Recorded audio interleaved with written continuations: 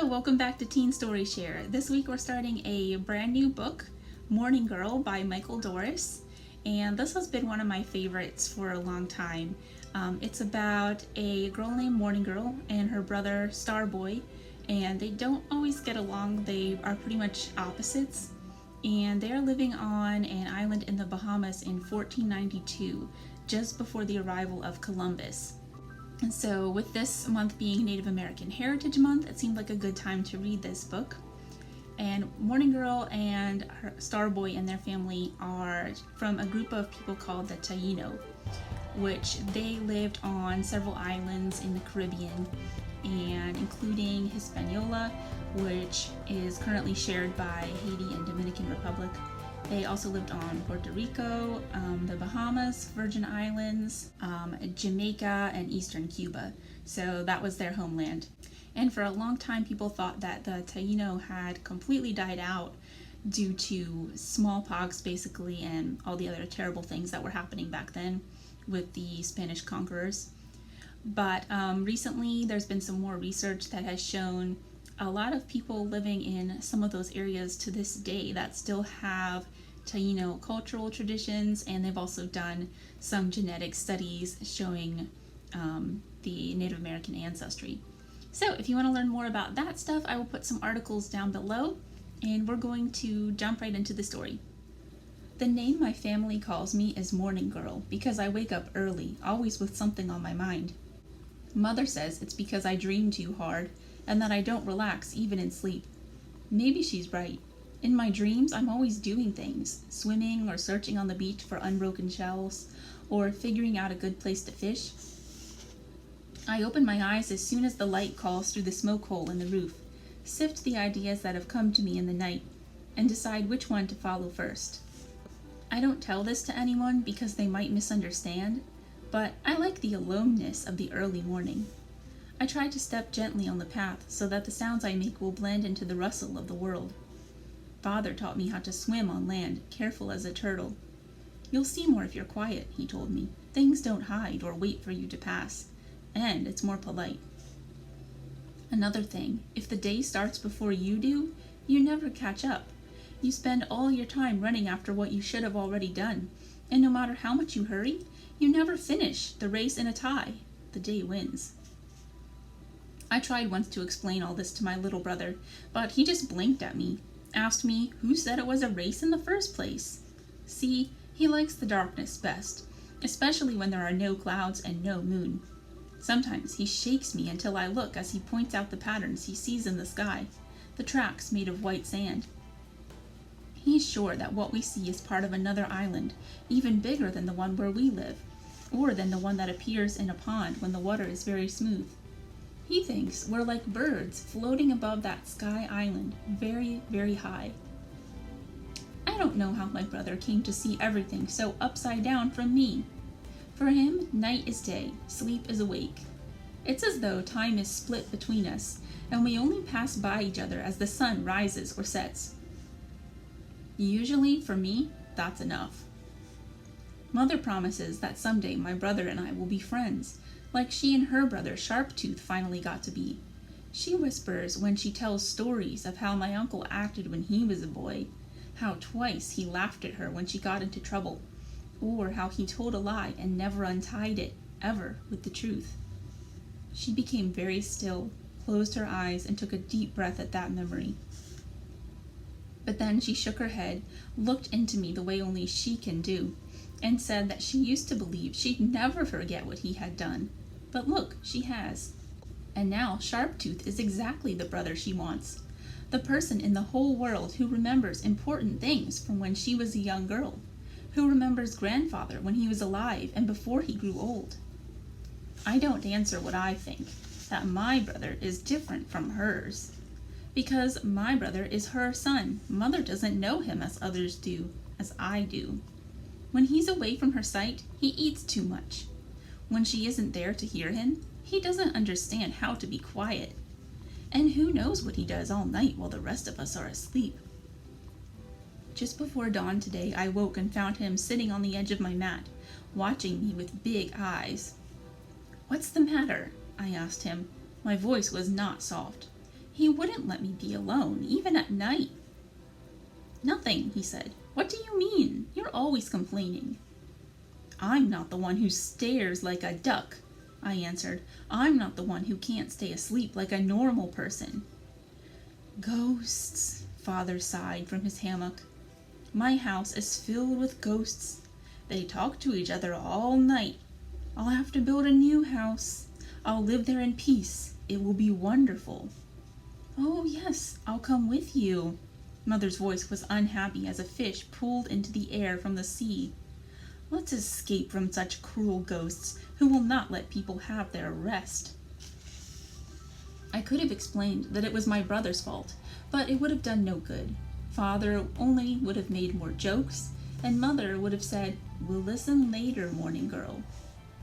I stood up, squeezed the stiffness from the back of my neck, and gave my brother a parting frown that I hoped would leave him very worried. That did no good either, for he was already back on his own mat, curled into a comfortable position, pretending to be dreaming. His eyes were closed tightly, and his mouth was smiling. Outside, at least, belonged to me, since no one else was around. I could do anything, go anywhere. I could walk or run. I could climb or swim. I could watch the ocean or slip into a mango grove, keep very quiet until the birds forgot I was there and began to talk to one another again. The day welcomed me, brushed my hair with its breeze, greeted me with its songs. I raised my arms high and stretched. I let the rich scent of the large red flowers color my thoughts, and the perfume gave me an idea of how to use my special time. I would search for the most beautiful blossoms and weave them together into necklaces for Father and Mother. If I hurried, I could finish before they rose for the second time, and they would find my gifts waiting at the entrance to our house. As I was working, my mind rushed ahead to what I knew was sure to happen.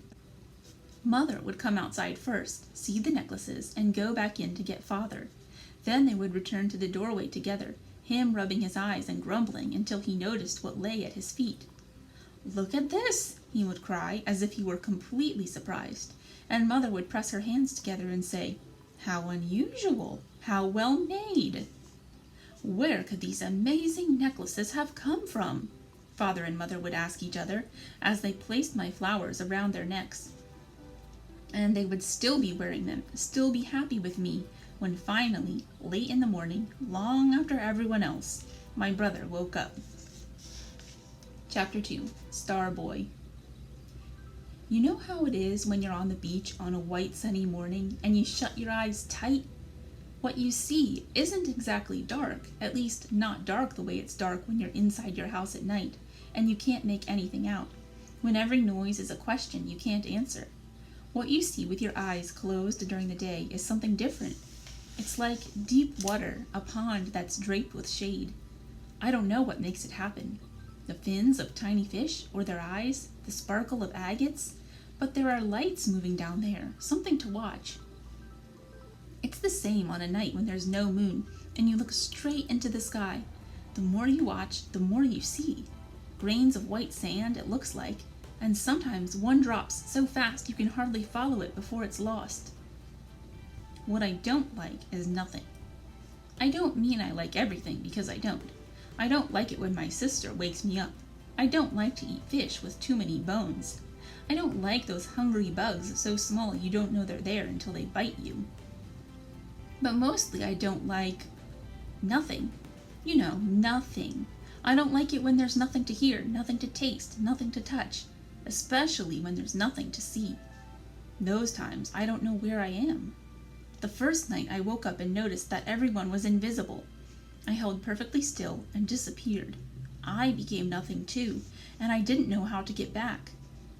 Finally, I talked to myself, whispered a little song my father sings when he speaks to the birds, excusing himself for bothering them. I rubbed the tip of my thumb against the tip of my fingers. I touched my tongue to my lips and tasted salt from the ocean, and I waited that way until the day remembered us and returned. "Why are you awake so early?" my mother asked me that morning. "Are you becoming the same kind of flower as your sister, the kind that bends to the east and calls the sun?" I didn't like being anything like my sister, who in fact is called Morning Girl because she gets up before everyone else. So I told a different story. I don't need sleep anymore, I said. That's too bad. My mother shook her head and smoothed my hair flat. How will you dream if you don't sleep? How will you hear yourself? I thought about this problem. Maybe you're a bat, my mother suggested, smiling at me, and will dream all day while the rest of us work. How lucky for you. I thought of bats and how they race through the dark sky fast as late summer rain. I thought of how the wind would feel against my skin if I could fly. It's true, I said. I will sleep today.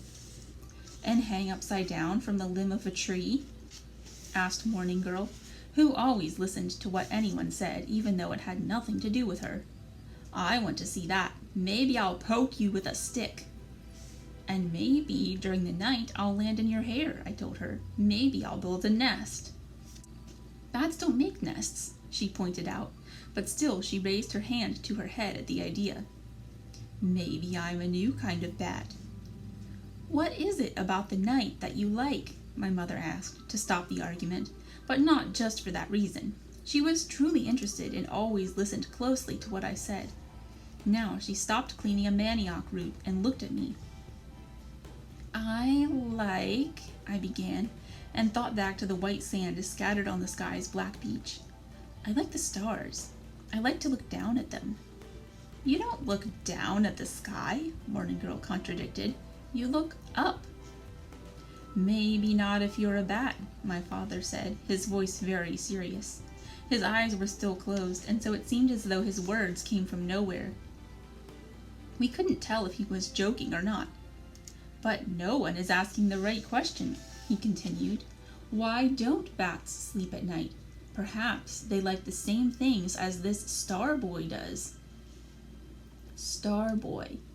That was the first time I heard my new name, Star Boy.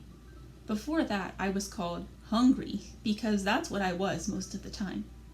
I liked Star Boy much better. No one spoke as we all listened, tested the weight of the words. Star Boy. My mother smiled. Who is talking? She asked at last. Who has found such a good question? Who has thought of such a fine name for my son?